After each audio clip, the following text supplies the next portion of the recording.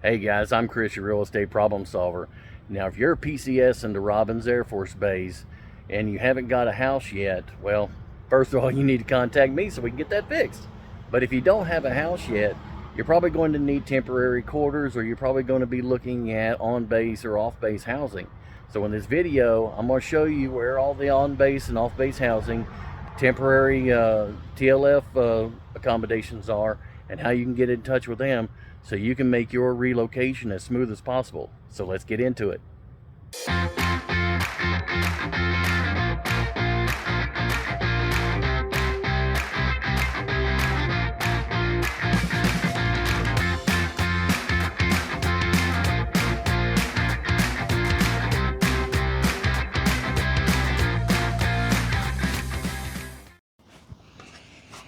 All right, so first thing that you're going to want to do now that you've got your orders and your move is already set up with personal property, now you're going to have to decide on housing. So first question is going to be, do you want to buy a house or do you want to rent a place? Now, one thing, let's talk about buying a house.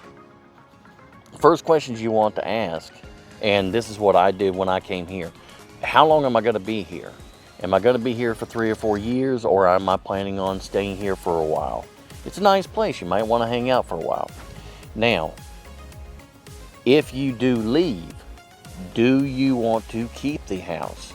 Now, this is a question that I asked a lot of service members with the briefings that we've had here locally. It doesn't matter if you stay here the whole time. The question really is, are you willing to keep the house?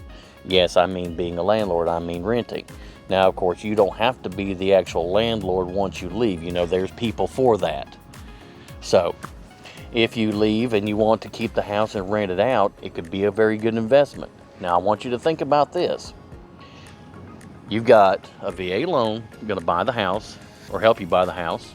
You've got BAH, which is going to help you pay for the house while you're here. And then when you leave, you're going to rent the house out, let a tenant pay for the house, continue on paying for the house. And then when you retire, you've got 2, 3, 4 houses that are either partially or half or almost completely paid off. You've got a rental income on top of your pension. Brother, you're sitting pretty. So that's something you might want to think about. Now, of course, being a landlord is not everybody's cup of tea, and that's understandable. So there again, you know, you can always talk to somebody else to take care of the dirty work, you know, changing toilets and fixing roofs. So, but if it's just not in the cards that you don't want to be a keeper of houses, then the next option is going to be, or the next question is going to be, how long do you plan on being here? Now, the reason I say this is because this was brought up to me by a mentor of mine not long ago. There is not a 10-year cycle anywhere in the history of United States housing where the values were not more than what they started at. Now, take, for example, the 2008 housing bust. Everybody can relate to that because most everybody was aware of what was going on back then. Even with the Great Depression in 1929, same thing. 2008, a house was $200,000. In 2009, 10, 11, 12, come back up to 2018. That's a 10-year spread. Not only was that $200,000 house $200,000 again, but normally they were a little bit more by that time. So as long as you're willing to hold on to a house for 10 years, then you will not lose money. It's just a historical fact. Now, of course, if you plan on staying here for 2 or 3 years and selling the house, from 2001 to 2007, you look like a genius.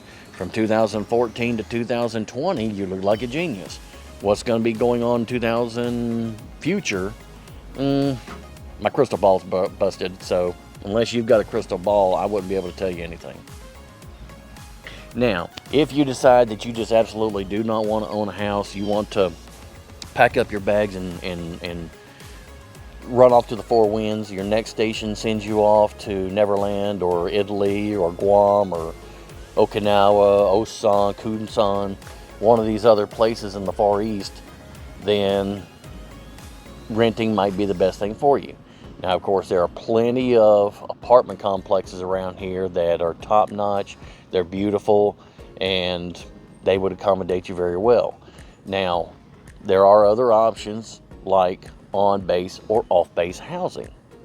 Now, as a matter of fact, we are actually right here in Huntington Village housing. Huntington Village used to be the off-base housing for Robins Air Force Base.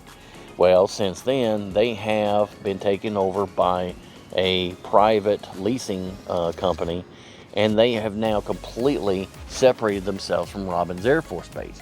So now they're completely privatized. If you want to apply for Huntington Village houses, they have 1 and 2 bedroom condos. I think they might have some 3 bedrooms. I'm not sure.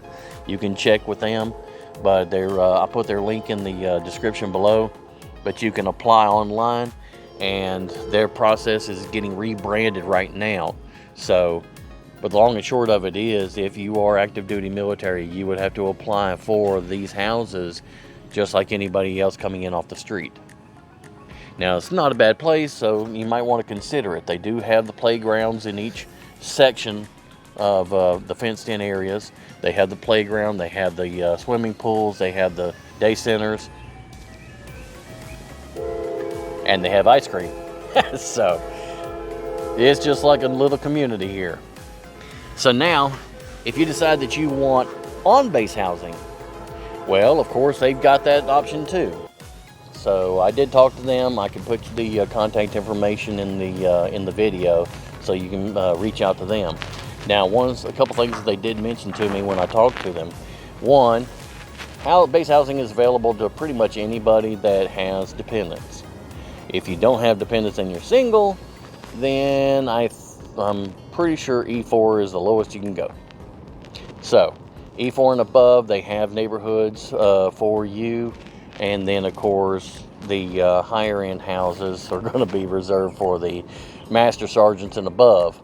So they have housing for everybody, but there is not a time that I can remember where they did not have some kind of a waiting list. So make sure to call them as soon as possible. Find out what the waiting list is, 1 month, 2 months, what have you.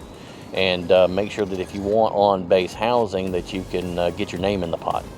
All right, so we've talked about off-base housing, on-base housing. Well, let's go a little bit farther on into the base.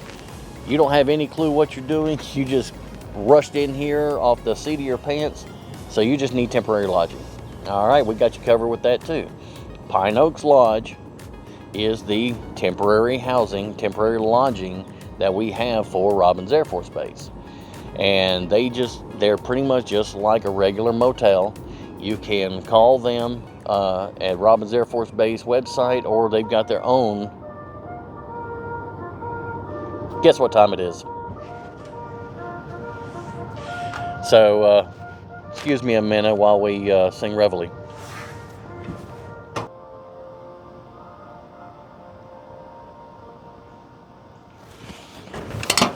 Okay, and we're back. So, just honoring the tradition. So what were we talking about? Oh, Pine Oaks. So Pine Oaks Lodge is the motel room that we have on base that will cover you for temporary lodging. Now, from what I understand, you'll have to check with the finance office, but travel expenses should cover about 7 to 10 days if you need it. And then after that, I'm not sure. So you might want to talk to the finance office if you have to stay more than 10 days. Oh, and I almost forgot one more temporary lodging option that you might not have thought about, but if you've got a larger family and 2-bedroom accommodations just aren't going to cut it, this one might be one that you need to think about. So come on, let's go take a look. So if you've got to make some last-minute accommodations and the local TLF lodging facilities aren't going to have any facilities that are big enough for your family, then one thing you might want to think about is Airbnb. Renting a house is pretty popular around here, and there's plenty of vendors that have Airbnb houses that are 3 and 4 bedrooms that can accommodate what you need. And it's not too bad. It's not ungodly expensive, and some of it can be reimbursed by your travel expenses. So talk to the finance office and see if that's an option for you. All right, guys. Well, I hope that information is helpful for you. And like I said, if you have any questions about real estate in the Middle Georgia area, make sure to give me a call. My number is in the description below. And welcome to Warner Robins, or if you haven't gotten here yet, I'll see you when you do get here. I'm Chris, your real estate problem solver. I'll talk to you on the next one.